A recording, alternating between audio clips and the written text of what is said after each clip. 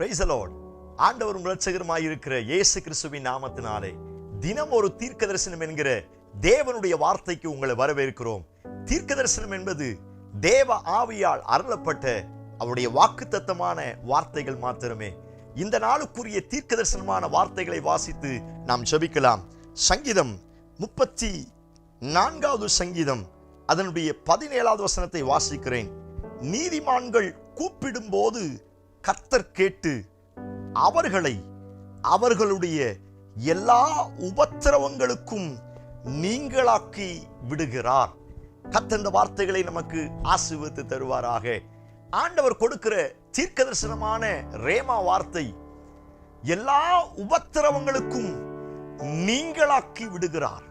இந்த சத்தத்தை கேட்கிற நீங்கள் யாராய் இருந்தாலும் சரி, அநேக உபத்திரவத்தில் சிக்கி அவைகளிலிருந்து வெளியே வர முடியாமல், அவைகளிலிருந்து ஜெயத்தை வெற்றியை பெறவிடாமல், அவைகளிலிருந்து மேலே கடந்து வர முடியாமல் அநேக உபத்திரவத்தின் குகைகளில் வாழ்ந்து கொண்டிருக்கிறீர்களா? அநேக உபத்திரவத்தின் சித்திரவதைகளை அனுபவித்துக் கொண்டிருக்கிறீர்களா?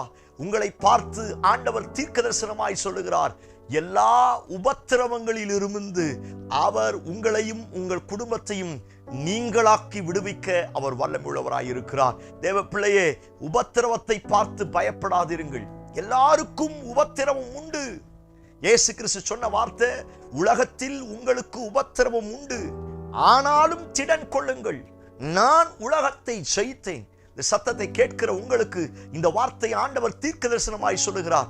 உங்க சரீரத்துல, உங்க குடும்பத்துல, உங்க கையின் பிரயாசத்துல, உங்க ஆவிக்குரிய வாழ்க்கையில, உங்க பரிசுத்த வாழ்க்கையில அநேக உபத்திரவத்தை சந்தித்த நிலைமையில் இந்த சத்தத்தை கேட்டுக்கொண்டு இருக்கிறீர்களா?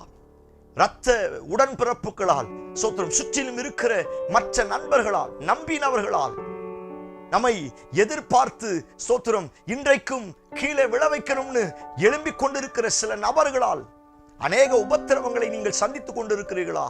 உங்களை பார்த்து தான் ஆண்டவர் தீர்க்க தரிசனமாய் சொல்லுகிறார், ஒன்னில்ல ரெண்டில்ல, எல்லா உபத்திரவங்களுக்கும் நான் உன்னை நீங்களாக்கி விடுவிப்பேன் என்று ஆண்டவர் வாக்குத்தத்தம் பண்ணுகிறார். எந்த உபத்திரவத்தில் நீங்கள் சிக்கிக் கொண்டிருக்கிறீர்கள்? Yes Lord. யோசேப்பை சிறையின் உபத்திரவத்திலிருந்து ஆண்டவர் நீங்களாக்கி விடவில்லையா?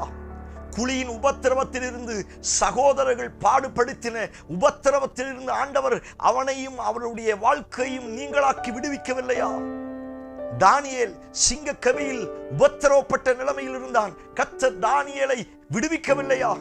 சாத்ராக், மேசாக், ஆபேத்நேகோ பல மடங்கு அக்கினி ஜுவாலையிலே உபத்திரவத்தோடு போராடின அந்த நிலைமையில் அவர்களை கர்த்தர் விடுவிக்கவில்லையா? பவுலும் சீலாவும் கட்டப்பட்ட நிலைமையில் அவர்கள் தொழுமரத்தில் மாட்டி தொங்கவிட்டார்கள். அப்படிப்பட்ட நேரத்திலும் ஆண்டவர் அந்த உபத்திரவத்தில் இருந்து அவர்களை விடுவிக்கவில்லையா? பேதுரு சிறைச்சாலையில் அடைக்கப்பட்டிருந்தான். அவனை சிறைச்சேதம் பண்ணுவதற்கு பல ரீதியில் அரசாங்கங்கள் எழும்பிக் கொண்டிருந்தது. அப்படிப்பட்ட பேதுருவை ஆண்டவர் நீங்களாக்கி விடுவிக்கவில்லையா? சத்தத்தை கேட்கிற தேவ பிள்ளையே, மேகம் போன்ற இத்தனை திரளான சாட்சிகள் நம்மை சூழ்ந்து கொண்டிருக்கிறது. இத்தனை சாட்சிகளுக்கும் கர்த்தர் செய்த ஒரு பெரிய காரியம் என்ன அப்படின்னா, அவர்கள் அனுபவித்த எல்லா உபத்திரவங்களுக்கும் அவர்களை நீங்களாக்கி விடுவித்தார். நீங்கள் எந்த உபத்திரவத்தை அனுபவித்துக் கொண்டிருக்கிறீர்கள்? எது இப்பொழுது உங்க வாழ்க்கையில ஒரு பெரிய உபத்திரவமாய் இருக்கிறது?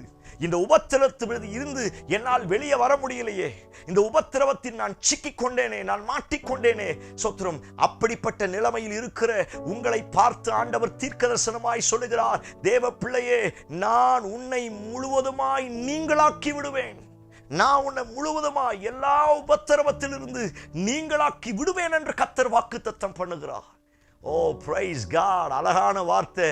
யோசேப்பை வெளியே கொண்டு வந்தது போல, தானியேலை நீங்களாக்கி வெளியே கொண்டு வந்தது போல, சாத்ராக், மேசாக், ஆபேத்நேகோவை நீங்களாக்கி வெளியே கொண்டு வந்தது போல, பேதுருவை, பவுல, சீலாவை நீங்களாக்கி விடுதலையாக்கி விடுதலையை கொண்டு வந்தது போல, நீங்க எந்த உபத்திரவத்துல சிக்கி இருந்தாலும் உங்களை பார்த்து தான் ஆண்டவர் தீர்க்க தரிசனமா சொல்றாரு.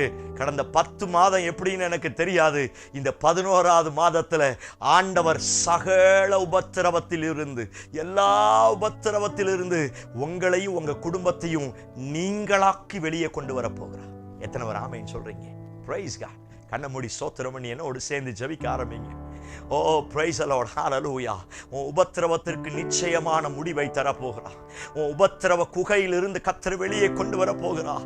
சகோதரியே, சகோதரனே, நீ அழுத நாட்களை கர்த்தர் நினைவு கூர்ந்து சில அக்கினியிலிருந்து, சில சிங்க கெபியிலிருந்து, சில சிறைச்சாலையிலிருந்து, சில குழியிலிருந்து ஆண்டவர் உங்களையும் உங்க குடும்பத்தையும் இந்த நாட்களில் நீங்களாக்கி விடுவிப்பேன் என்று கர்த்தர் வாக்குத்தத்தம் பண்ணுகிறார்.